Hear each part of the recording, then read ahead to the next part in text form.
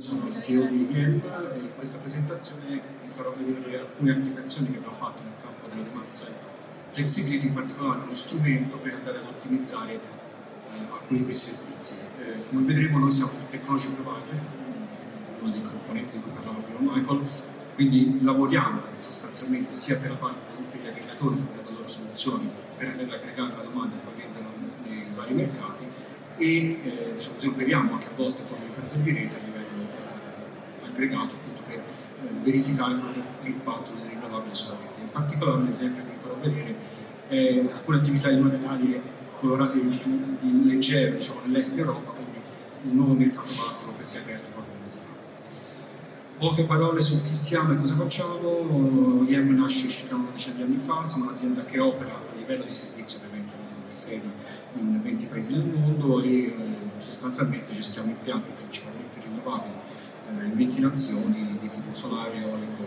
e idroelettrico. Qui vedete alcuni esempi di clienti, soprattutto di associazioni, a parte Smartend, di cui facciamo parte dal 2021. Siamo anche all'interno di alcune associazioni, tipo per esempio lo IEA, International Energy Agency, proprio nel campo della parte del forecast, quindi guidiamo anche un gruppo di lavoro e presenziamo appunto tutti questi standard anche in particolare dei dati per poter poi fornire servizi che ci permettono di lavorare con gli operatori di rete. Molto brevemente, poi se volete abbiamo anche uno stand qui in D3 e lavoriamo quindi verticalmente sulle tecnologie, quindi solare, idroelettrico ed eolico, fornendo piattaforme di monitoraggio e diagnostica avanzata soprattutto, e poi nel settore del supporto al trading dell'energia e del dimensionamento delle microreti o anche delle comunità energetiche a supporto di chi poi deve realizzare facendo appunto strumenti di consulenza. Ok, qui già giusto una slide che riassume cose di cui abbiamo già parlato, che sono ben note. Quindi la decentralizzazione della rete fondamentalmente porta al fatto che ci sono più attori che possono essere, diciamo, attivi nell'infrastruttura, nell'ecosistema, e questo è spinto anche dalle normative europee, che quindi proprio stabiliscono che ogni utente, quindi anche a livello di singola persona, diventi un prosumer, quindi un produttore e consumatore di energia. Ovviamente ci interessano tutte le realtà commerciali e industriali che possono fornire questi valori di energia. Dall'altra parte c'è l'operatore di rete, nel mezzo ci sono, diciamo, gli operatori tipo balance service provider o aggregatori, e poi chi fornisce tecnologia come noi, per dare, se riusciamo appunto a fare aggregazione, quindi a coinvolgere maggiormente anche la partecipazione di singoli attori, un beneficio per l'operatore. Questo sia per, diciamo così, includere più utenti in questo meccanismo, ma anche per andare nell'ottica di ridurre l'investimento, o almeno ottimizzare l'investimento, non tanto in aumento di capacità, ma quanto in digitalizzazione. Chiaramente questa distribuzione e decentralizzazione porta al fatto che ci siano più dati disponibili, che però devono essere, come dire, standard, altrimenti restano là e non possono essere utilizzati. Quindi per questo abbiamo uno strumento, diciamo, che si interfaccia con questi operatori, all'interno del quale facciamo sia simulazioni di scenari, quindi per aiutare chi deve fare investimenti in reti sia locali che aggregate, soprattutto locali, quindi comunità energetiche, chi deve poi prendere le decisioni, per esempio appunto nella parte del mercato. E veniamo al punto della presentazione, così non magari teoria. Fondamentalmente cosa vuol fare uno strumento di ottimizzazione? Vuole rispondere a quelle che sono le esigenze della flessibilità, quindi sostanzialmente massimizzare i costi, ottimizzarli, abbassare le tariffe, eccetera, eccetera. Come si fa questo? Con strumenti di gestione intelligente dei dati. Questo è uno dei punti a cui prima accennava Michael, importante, e che diventa decisivo anche nella parte di investimenti se i dati sono disponibili, di standard e in qualche modo trattabili, perché altrimenti si può fare poco. Quindi se questi ci sono, si possono operare delle tariffe di ottimizzazione. Dopodiché ci sono gli asset su cui si può operare, e anche qui è interessante poter operare su vari asset, oppure poter prendere da alcuni asset, per esempio gli accumuli o per esempio i load o altro, più soluzioni da vendere ai mercati, mentre questo a volte viene limitato alla seconda regolazione su un singolo servizio che può fare il singolo asset. Per fare questo, qualche dettaglio, diciamo, un po' qualitativo, non tanto quantitativo, cosa si fa? È necessario fare una previsione di quello che, diciamo, non è regolabile, quindi fondamentalmente la parte di previsione della parte rinnovabile, su cui appunto parliamo noi,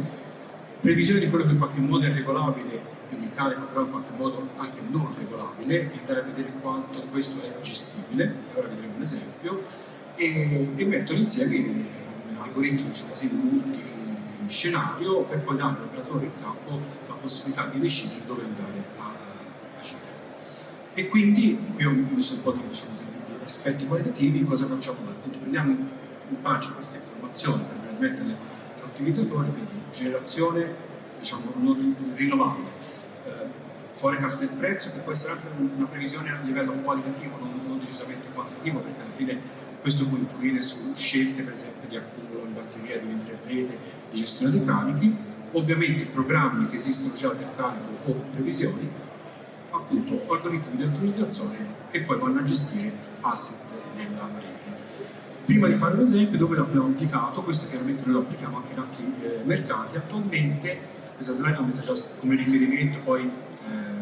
se andate sul sito dell'operatore Letton e quindi AST, perché da fine dello scorso anno, quindi l'ultimo quarto, stiamo operando con alcuni aggregatori nell'area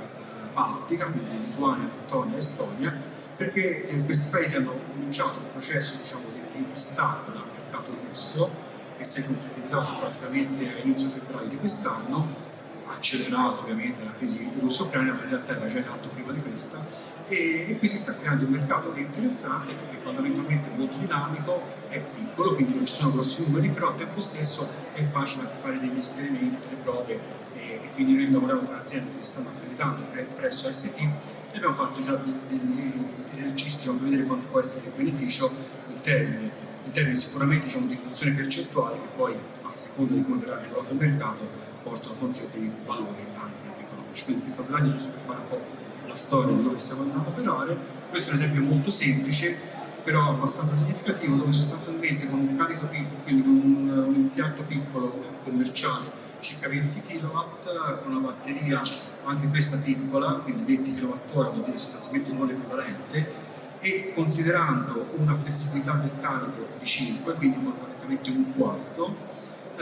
siamo riusciti tramite algoritmi semplicemente di ottimizzazione della domanda, spostando un po' di cariche e andando a gestire bene la parte della rinnovabile, a portarci a casa su un anno di, diciamo così, di test circa il 15%. Quindi il 25%, diciamo così, di flessibilità porta a casa il 15% di risparmio, ovviamente perché non tutta la domanda è gestibile, ma soprattutto con investimenti anche che non vanno a coprire, questo in piccolo un po' quello che si diceva prima sulla rete, no? Io non vado a raddoppiare la rete, quindi non metto una batteria equivalente al doppio, che potrebbe aumentare, diciamo, il beneficio, ma ovviamente ha un impatto sul CAPEX. In questo caso sono messo una batteria molto piccola con impatto solo sull'OPEX, per andare a ottenere un risultato interessante.